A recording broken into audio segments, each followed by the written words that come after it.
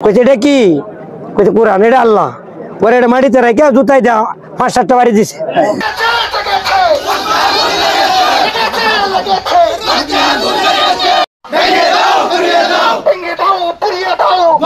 নেত্রকোনার বারহাট্টা উপজেলার চন্দ্রপুর বাজারে 12 জুলাই শনিবার রাতে কুরআন মাজিদের অবমাননার ঘটনা ঘটেছে।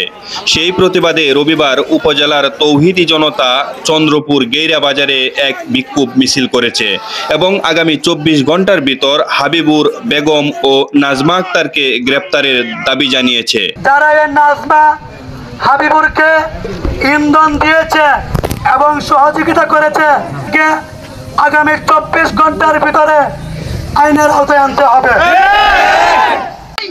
সিন্দাইনের ভিতরে যদি কোনো বন্ধ কুরআন এবং রাসূলের বিরুদ্ধে কথা বলে তার বিরুদ্ধে অ্যাকশন নেওয়ার জন্য আমরা প্রস্তুতি হয়ে থাকি। আমাদের মুসলমানদের সর্ববৃহত্তম গ্রন্থ আল কোরআনকে নিয়ে জানা যায় চন্দ্রপুর ও কামালপুরের কয়েকজন মিলে দীর্ঘদিন ধরে এক গাজাকুর পাগলকে আশ্রয় দিয়ে আসছে।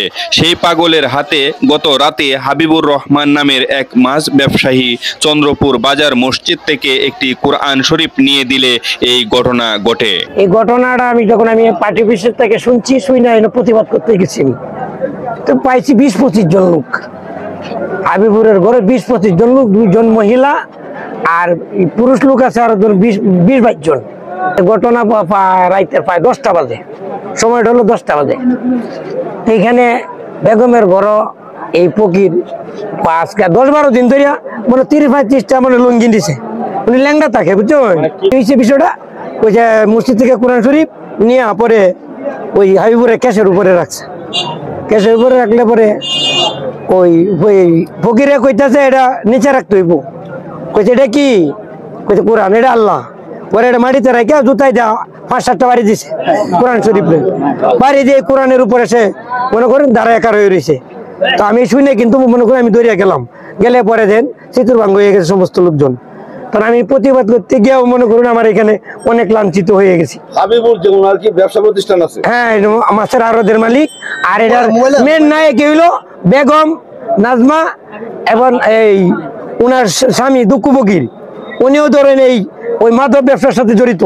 অভিযোগ ছাড়া এইসব অপরাধীদের গ্রেপ্তার করবে কিনা জানতে চাইলে বারহাট্টা থানার অফিসার ইনচার্জ কামরুল হাসান বলেন, আমি ওনাদের বলছি যেহেতু যে প্র্যাকটিক্যাল দেখছে ওনার একটা অভিযোগ দিলে সবচাইতে বেটার হয়। কারণ হলো যিনি চাক্ষুষ প্রমাণ যার উপস্থিতিতে কোনো অবমাননা করা হয়েছে উনি যদি একটা অভিযোগ দেয় তো সবচাইতে বেটার হয়। কারণ হলো ওই শোনা কথা কান দেওয়া যাবে না। বাস্তবে যে ছিল ঘটনাস্থল ওনাকে যদি এসে পিছিয়ে একটা অভিযোগ দেওয়া হয় আমি 24 ঘন্টার মধ্যে ইনশাল্লাহ তার বিদায় ব্যবস্থা গ্রহণ করবো ইনশাল্লাহ। তবে উনি যে ঘটনাস্থলে ছিল ওনার মধ্যে যে কোনো একজন এসে যদি অভিযোগটা দেয় তাহলে সবচেয়ে বেটার হয়। তো আমি ওনাদের মধ্যে একটা আহ্বান করবো যে উনি যারা ঘটনাস্থল ছিল ওনার এসে একটা অভিযোগ দেখ, অভিযোগের প্রেক্ষিতে আমি 24 ঘন্টার মধ্যে ইনশাল্লাহ আইনের ব্যবস্থা তদন্ত ব্যবস্থা নিব ইনশাল্লাহ এবং তাদেরকে গ্রেপ্তার আইনের আওতায় নিয়ে আসবো। অভিযোগকারী পাওয়া না গেলে এমন অপরাধের কি বিচার হবে না, এমন প্রশ্ন সবার মনে। আফজাল হোসেন, প্রথম সকাল 24.com।